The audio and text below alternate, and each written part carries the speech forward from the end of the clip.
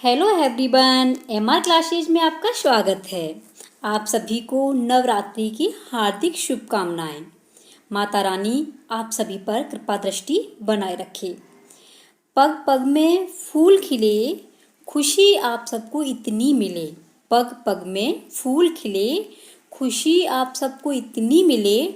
कभी ना हो दुखों का सामना, यही है आपको हमारी तरफ से नवरात्रि की शुभकामना। तो प्लीज़ वीडियो को पूरा देखें और सब्सक्राइब करें, जितना हो शेयर करें। आज मैं आपको वर्णमाला के बारे में बताऊंगी, तो प्लीज़ कमेंट के द्वारा बताएं कि आपको वीडियो कैसी लगी। तो चलते हैं अपने टॉपिक वर्णमाला। ये सबसे पहले है नासिका। नासिका के होते हैं हमारे पांच वर्ड होते हैं, जिसे नासिक के भी बोलते हैं। दंत मूल को वत्स्य बोलते हैं, र और ल। दंत को त वर्ग से आते हैं और श भी इसी के अंदर आता है। दंत प्लस ओष्ठ तो व। ओष्ठ में उ और प वर्ग आते हैं, प फ। ओष्ठ प्लस कंठ ओ औ आ, ये किस में आते हैं आपके ओष्ठ में। मूर्धा, मूर्धन्य बोलते हैं, इसमें आपकी ऋ और ट वर्ग और श आपका जो है षटकोण वाला श आता है। तालु को तालव्य, छोटी बड़ी और च वर्ग और य और श। कंठ प्लस तालु ए और ऐ, और ये आपका इसे बोल देते हैं हम कंठ को कंठ है। कंठ में आता है आ अंग और विसर्ग और क वर्ग और ह, ये आपके किस में आते हैं कंठ में। ठीक है, ये वर्णमाला है, पूरा देख ले एक बार। वर्णों के उच्चारण स्थान, इनके उच्चारण स्थान कैसे होते हैं। हिंदी वर्णमाला में 52 वर्ण होते हैं। कितने? 52 वर्ण हैं। इनमें 11 स्वर हैं, 4 अंतस्थ व्यंजन हैं, 4 आपके संयुक्त व्यंजन हैं, 1 अनुस्वार है, 25 स्पर्श व्यंजन है, 4 ऊष्म व्यंजन, 2 आपके द्विगुण व्यंजन, 1 आपका विसर्ग है। अब है वर्ड। वर्ड किसे कहते हैं? तो वर्ड भाषा की सबसे छोटी इकाई ध्वनि है। वर्ड कहते हैं भाषा की सबसे छोटी इकाई ध्वनि है, और इस ध्वनि को वर्ड कहते हैं। वर्ड कितने प्रकार के होते हैं? वर्ड 2 प्रकार के होते हैं। नंबर 1 स्वर वर्ड, नंबर 2 व्यंजन वर्ड। यानी भाषा की सबसे छोटी इकाई वर्ड कहलाती है। ठीक है, नेक्स्ट है स्वर किसे कहते हैं। तो स्वर जो वर्ड एक ही उच्चारण करने पर एक ही प्रकार की ध्वनि बनाता है, वह स्वर वर्ड कहलाते हैं। जैसे आपकी अ ई उ प्राकृतिक स्वर, तो ये क्या है हमारे, ये है आपके स्वर वर्ड। यानी जो वर्ड एक ही उच्चारण करने पर एक ही प्रकार की ध्वनि बनाता है, वह स्वर वर्ड कहलाता है।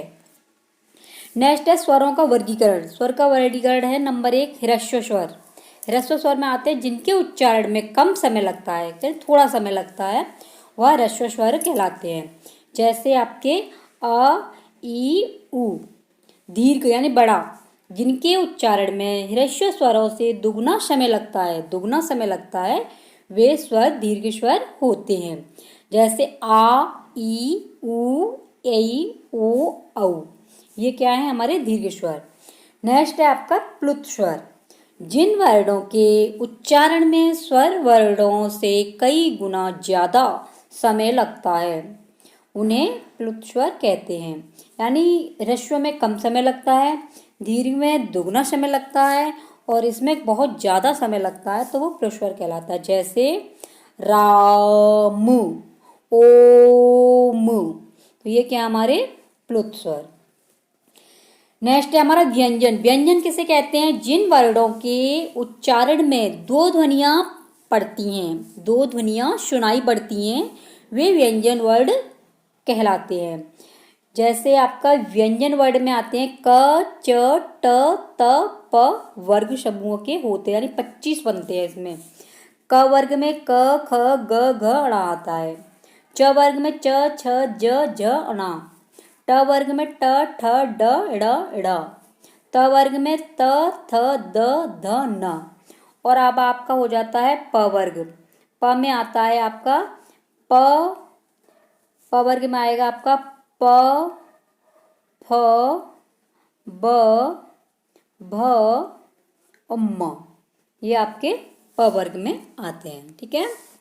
नेक्स्ट है आपका अंतस्थ व्यंजन। तो अंतस्थ व्यंजन कितने होते हैं? अंतस्थ व्यंजन होते हैं 4, य, र, ल, व। ऊष्म व्यंजन को संघर्षी व्यंजन कहते हैं। तो ऊष्म व्यंजन भी 4 होते हैं, श, श, श, ह, यानी कि 3 श, स, ह। ये आपके ऊष्म व्यंजन। संयुक्त व्यंजन भी 4 होते हैं, छ, त्र, ज्ञ और स्र। ये हमारे संयुक्त व्यंजन है। संयुक्त व्यंजनों का निर्माण कैसे होता है? जैसे कि आपका 6 बनेगा तो क प्लस श, इन दोनों को मिला करके 6 का निर्माण होता है। त्र का होगा आपका त और प्लस र, तो ये आपका त्र बन जाएगा।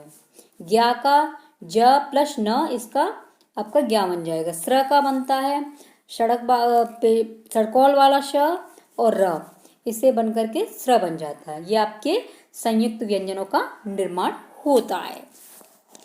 नेक्स्ट है आपका कि स्पर्श व्यंजन किसे कहते हैं, यानी वर्णों का जो वर्गीकरण है वो कैसे होता है।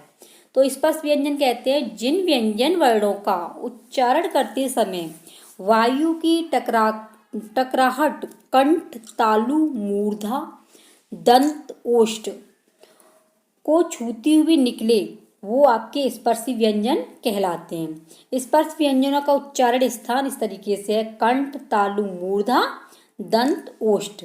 यानी कंठ की जो आवाज निकलेगी वो कंठ से निकलती है, जैसे क, तो ये हमारी कंठ से निकलेगी। तालु ये तलवे से निकलती है, जैसे जवान हमारी ऊपर छिमती है, च, छ, ज। मूर्धा में क्या है कि मूर्धा में हमारी जो जीभ है वो मुड़ जाती है, जैसे ट, ठ। दंत जो है ये दांतों से जीभ छिमती है हमारी, जैसे त, थ, द। ओष्ठ में होठों का प्रयोग किया जाता है, जैसे प, फ। इसमें जो वर्ड बोले जाते हैं वो आपके लिप्स के द्वारा बोले जाते हैं, होठों के द्वारा, प, फ, ब। बिना होठों के ये नहीं बोल सकते। अब है आपके अघोष वर्ड। अघोष वर्ड क्या होता है? जिन ध्वनियों के उच्चारण में उच्चारण तंत्र कंपित न हो, वो आपके अघोष वर्ण कहलाते हैं। जैसे प्रत्येक वर्ग का पहला और दूसरा व्यंजन, प्रत्येक वर्ग का पहला और दूसरा व्यंजन आपका अघोष वर्ण कहलाएगा। जैसे क और ख, च और छ, ट और ठ, त और थ, प और फ। ये आपके क्या कहलाएंगे? अघोष वर्ण। ठीक है, ये देख लीजिए और इसका अच्छा लगे तो स्क्रीनशॉट ले लेना। तो अघोष वर्ण आपके समझ में आ गए होंगे। नेक्स्ट है आपका इसका सघोष वर्ण। सघोष वर्ण किसे कहते हैं? जिन वर्णों के उच्चारण में कंपन हो वे वर्ण सघोष या घोष वर्ण कहलाते हैं। प्रत्येक वर्ग का तीसरा और चौथा व पांचवा वर्ण आपका सघोष कहलाता है। ठीक है। नेक्स्ट है अल्प प्राण वर्ण। क्या होता है अल्प प्राण वर्ण? जिन व्यंजनों के उच्चारण से मुख से कम हवा निकलती है, जिन व्यंजनों के उच्चारण से मुख से कम हवा निकलती है वे अल्प प्राण कहलाते हैं। जैसे प्रत्येक वर्ग का पहला, तीसरा और पांचवा वर्ण अल्प वर्ण कहलाता है। नेक्स्ट है आपका महाप्राण। महाप्राण वर्ण में जिन व्यंजनों के उच्चारण में अधिक वायु मुख से निकलती है वे महाप्राण वर्ण व्यंजन कहलाते हैं। जैसे प्रत्येक वर्ग का दूसरा और चौथा व्यंजन, दूसरा और चौथा व्यंजन आपका महाप्राण कहलाएगा। नेक्स्ट है आपका अंतस्थ व्यंजन। जिन वर्णों का उच्चारण वर्णमाला के बीच अर्थात स्वरों और व्यंजनों के बीच होता हो वे अंतस्थ व्यंजन कहलाते हैं। नेक्स्ट है आपका ऊष्म या संघर्षी व्यंजन। जिन व्यंजनों का उच्चारण करते समय वायु किसी विशेष पर घर्षण करती हुई या रगड़ती हुई बाहर निकले जिससे गर्मी पैदा हो वो ऊष्म संघर्षी व्यंजन कहलाते हैं, या उन्हें संघर्षी व्यंजन भी बोलते हैं। जैसे श, स, श, ह, ये आपके ऊष्म व्यंजन हैं। नेक्स्ट है आपका उच्छित। उच्छित को बोलते हैं द्विगुण व्यंजन। ये द्विगुण व्यंजन क्या होते हैं? वर्णमाला में जो वर्ण शब्दों के रूप में नीचे अनुस्वार बिंदु के साथ प्रयोग के रूप में लाए जाते हैं वे द्विगुण व्यंजन कहलाते हैं। इनमें जीभ पहले ऊपर उठती है, फिर जीभ मूर्धन्य उच्चारण पर आ जाती है, जैसे ड, ड़। संयुक्त व्यंजन। संयुक्त व्यंजन क्या होता है? संयुक्त व्यंजन है वर्णमाला में ऐसे व्यंजन वर्ड जो दो अक्षरों को मिलाकर बनाए जाते हैं। दो अक्षरों को मिलाकर बनाए जाते हैं वे संयुक्त व्यंजन कहलाते हैं। क्या कहलाते हैं वो? संयुक्त व्यंजन।